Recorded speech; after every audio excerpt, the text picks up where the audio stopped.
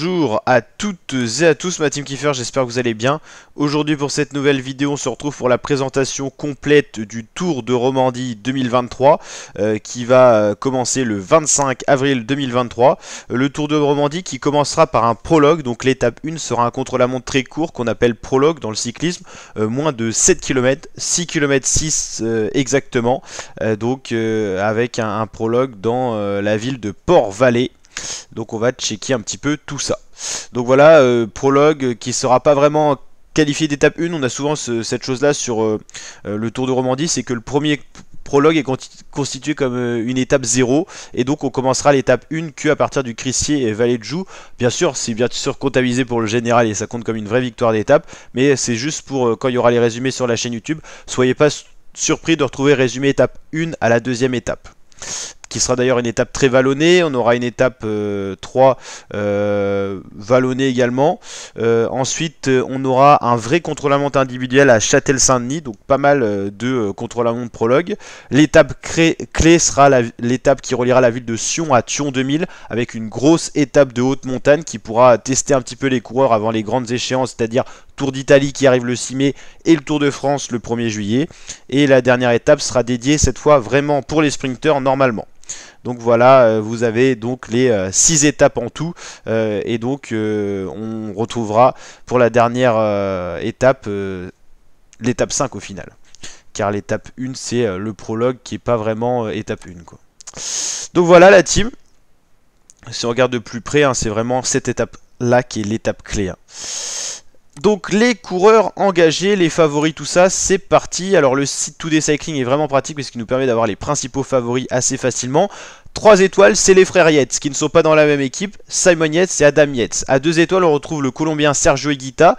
Pour les Français, Thibaut Pinot pour la FDJ, même si je l'aurais pas mis là parce que je pense pas qu'il va jouer le général, il est pas assez régulier. Romain Bardet, lui, il est en forme, il l'a montré sur les classiques. Lui, je pense c'est une valeur sûre pour faire un top 10. Après, les places les plus hautes, c'est toujours compliqué avec Romain qui est à la DSM. Matteo Jorgensen pour la Movistar, l'américain. Alexei Lutsenko pour la Astana, Michael Woods. Et à 1 étoile, Ethan Hayter, Gino Maider, Luis Menchez, Simon Geschke, que j'aurais pas mis là-dedans les 1 étoile. Juan Ayuso, que j'aurais mis à 2 étoiles au moins. Carlos Rodriguez à 2 étoiles aussi. Rezu Serrada, Magnus Cort Nielsen, Rui Costa et Jon Izagirre. Ensuite, voilà, les favoris sont présentés avec détail. On va plutôt s'intéresser à la liste complète. Donc, il y a 154 coureurs répartis dans 22 formations. Il y a la Boransgreux, tout d'abord, avec Sergio Higuita.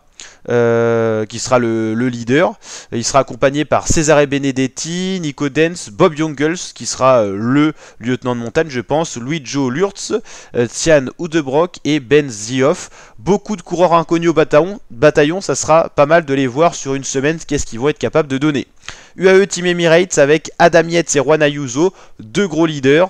Peut-être qu'il y en a un qui va sacrifier pour l'autre, ils auront du beau monde pour les accompagner. Ivo Oliveira, Michael Bjerg, coureur expérimenté, Finn Fisher Black, attention, un coureur à suivre, Rafał Majka qui sera un petit peu l'équipier modèle, le lieutenant de montagne pour les 2 leaders Adam Yates et Juan Ayuso, et Domen Novak. Entre Adam Yates et Juan Ayuso, je pense qu'ils sont vraiment 2 leaders, parce que c'est des coureurs avec un tempérament et qui sont capables de faire une bonne référence sur un grand tour, donc je pense qu'ils vont jouer tous les 2 leurs cartes. Je vois pas Juan Ayuso, la jeune pépite espagnole, se sacrifier pour Adam Yates, c'est inversement.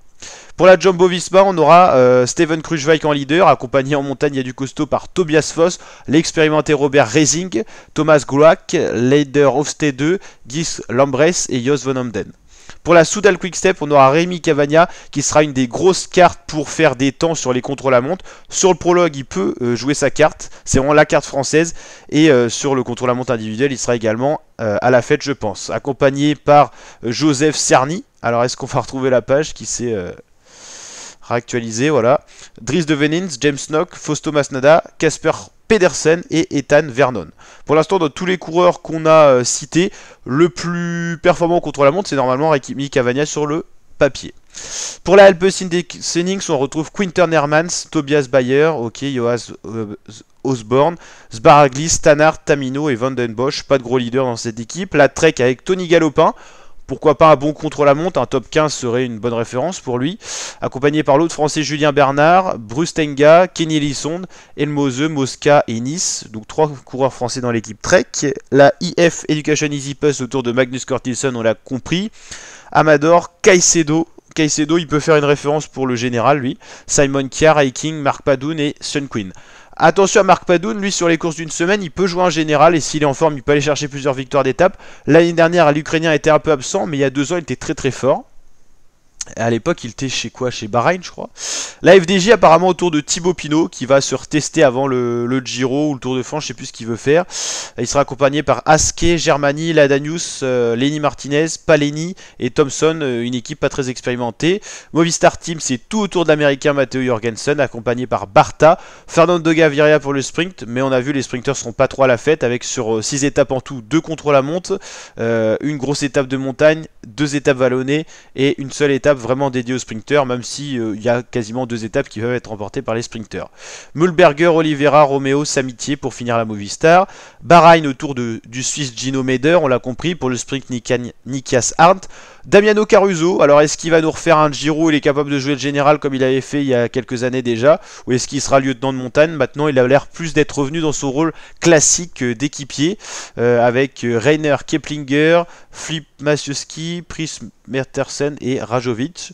Beaucoup de coureurs, de jeunes coureurs pas encore expérimentés sur les grands tours, sur les courses d'une semaine, donc ça va être pas mal, on va avoir peut-être des surprises aussi. La Ineos Grenadier avec le gros retour d'Egan Bernal qui est très incertain au niveau de sa forme. On ne sait pas du tout s'il va peser sur le général. Quand on voit son nom, on a tout de suite envie de dire attention, Egan Bernal pour un top 10 au général. Mais il a eu beaucoup de chutes, beaucoup de blessures. Il a du mal à retrouver son niveau. Donc là, ça va être une course test pour lui. On retrouve Jonathan Castrovero qui pourrait se muer en leader au général. Il a les performances pour si jamais il n'y a personne qui est capable de peser dans son équipe. Ethan Hayters, on ne sait pas trop s'il est capable de vraiment être un bon grimpeur sur la grosse étape de montagne. On aura Narvaez également, Rivera, Elia Viviani pour le sprint et Cameron Wurf. L'IJCO, on l'a compris, c'est tout pour Simon Yates, qui est une des grosses cartes maîtresses de ce Tour de Romandie. Un des gros favoris avec son frère d'ailleurs, Adam Yates. Alors j'espère que ça va recharger, c'est bon. Avec Craddock, Dunbar, Chris Harper, Juliansen, Sobrero et Zana pour les accompagner. La DSM, c'est tout autour de Romain Bardet, accompagné par Brenner, Dainese pour le sprint, Hamilton en tant que lieutenant de montagne pour Bardet, Markel, Onley et Poul. AG2R autour de Clément Berthet, Geoffrey Bouchard, Dorian Godon, Paul Lapera, Nance Peters, Michael Schär et Clément Venturini. Pas de référence pour le général. Intermarché autour de Luis Menches, ancien grand leader des grands tours, qui n'a jamais vraiment gagné de grosses courses, mais il est toujours là. Nicolo Bonifacio pour le sprint, Calmejean, Rui Costa, Gossen, Smith, Taramae. Cofidis avec Yon Izagirre qui est capable de faire un top 10 au général, coureur vieillissant mais qui a ses références, capable d'aller chercher une victoire. D'étape, Thomas Champion, Eddy Finet, Simon Geschke, Jesus Serrada, Anthony Perez et Pierre-Luc Périchon. Équipe expérimentée, hein. Cofidis Intermarché, la moyenne d'âge doit être autour de 32 ans. Arkea Something avec Kevin Vanclin, Clément Champoustin, Ewen Kostiou, Kevin Ledanois, Luca Mosato, Andri Ponomar et Christian Rodriguez. La Astana avec Lutsenko, Leonardo Basso, Prusensky, Mark Cavendish qui fera son retour, Garo Folli, Antonio Nibali et Harold Tejada. L'Auto Destiny avec Eduardo Sepulveda, Adam Yates, De Gent, Menten, Monique, Passion, Sweeney. Israël Première Tech autour de leur leader Michael Woods, le Canadien. Chris Froome qui sera également là. Reto Hollenstein, Mason Oliman, Guacamole Zolo, Nick Schulz et Rick Zabel. Tudor Pro Cycling Team, petite équipe avec Sébastien Rochenbach qui était anciennement chez FDJ, ancien pote de, enfin toujours pote de Thibaut Pinot d'ailleurs. On va attendre que ça recharge. Vraiment pénible hein, ce site. Voilà, le Tour de Romandie, le site est vraiment buggé. Kum, Klucker, Sutter, Voissard, Virgen et l'équipe suisse classique avec Kristen, Aebi, Mowgli, De Bones, Lilo, Summer, Stokely. Voilà la team, donc on a à peu près tout présenté. On se retrouvera bien sûr pour suivre le Tour de Romandie sur la chaîne YouTube, donc n'hésitez pas à vous abonner, à activer la cloche. Et je vous dis à très bientôt la team pour 2 prochaines vidéos. Et le site vraiment du Tour de Romandie pour la 67e édition, pour l'instant totalement buggé, hein. Je voulais voir la liste de départ, elle est totalement mal faite. Et ne parlons même pas des étapes qui ne sont pas présentes. Allez, ciao ciao l'équipe.